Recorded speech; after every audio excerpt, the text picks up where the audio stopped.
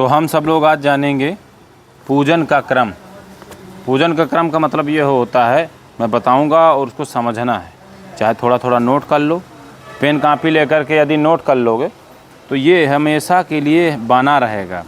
यदि हमने एक बार पूजन का क्रम सीख लिया, जिन्हें आता है वो तो ठीक है, लेकिन जिनको नहीं आता, आइडिया कहीं पर भूल रहा है, समझ में नहीं आ रहा है, उन्हें पूजन का क्रम हमेशा के लिए इसको लिख लेना है, समझ लेना है, तभी आपको सब समझ में आ जाएगा। ठीक है, तो सर्वप्रथम पेन कापी लेकर के लिखना है। और पीडीएफ के लिए भी जो यदि यूट्यूब के माध्यम से भी जो भी समझते जानते हैं हमें, उनके लिए भी ये बहुत सरल की आवश्यकता है। तो पहला मंगलाचरण। पहला मंगलाचरण, उसके पश्चात पवित्रीकरण। जब पवित्रीकरण हो जाएगी फिर 3 बार आचमन करना। 3 बार मंत्र बोला जाता है उसमें। मैं मंत्र का क्रम नहीं बताऊंगा क्योंकि मात्र अभी मैं क्रम बता रहा हूँ। फिर है आसन शुद्धि। आसन शुद्धि, आसन शुद्धि जब हो जाएगी फिर है पवित्री धारणम, यानी कि पैंती पहनना। क्या है? पवित्री धारणम। उसके बाद तिलक धारणम। इसके पश्चात शिखा बंधनम। फिर उसके बाद प्राणायाम। क्या है? प्राणायाम। उसके पश्चात स्वस्ति वाचन। फिर है नाम मंत्र से श्रीमन महागणाधिपतये नमः बोलते हुए बाएं हाथ में चाव लेकर के छोड़ते हैं। जैसे श्रीमन महागणाधिपतये नमः शब्द जैसे ही बोला जाता है, उसमें एक एक दाना चावल छोड़ा जाता है। तो मंगल नाम मंत्र। उसके पश्चात है इति नमस्कृत्या मांगलिक श्लोक सुमुखश्चैकदन्तश्च, जो बोला जाता है। उसके पश्चात प्रधान संकल्प। प्रधान, हाँ। उसके पश्चात है पृथ्वी पूजनम, दीप पूजनम। यहाँ पर 2 क्रम हो जाते हैं। लोग दीप जला करके फिर पृथ्वी पूजन कराते हैं, तो इसलिए दीप पूजन, पृथ्वी पूजन। फिर है उसके पश्चात पृथ्वी, गौरी, गणेश, कलश आदि स्पर्श करना। ठीक है।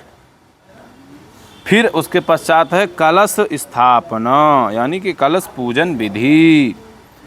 फिर गौरी गणेश पूजन का क्रम से प्रारंभ हो जाएगा यहीं पर। ठीक है। गौरी गणेश पूजन का क्रम ध्यान से सुनना है। ध्यान, आवाहन, आसन, प्रतिष्ठा। प्रतिष्ठा केवल प्रथम पूजन में।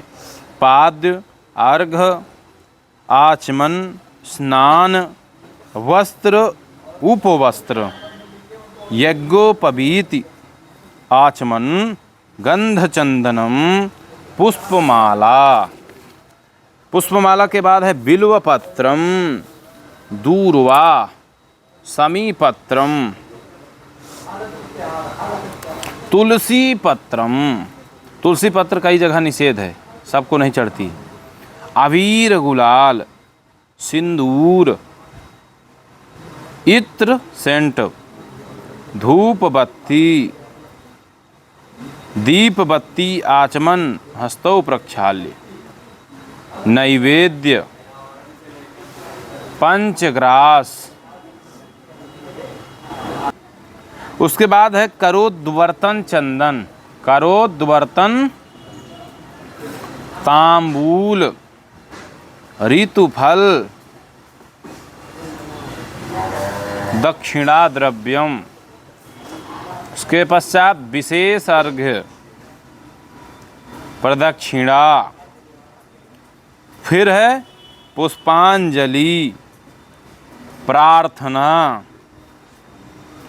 हवन, आरती, पुष्पांजलि, प्रार्थना, समर्पण। यह पूरी पूजा का क्रम है।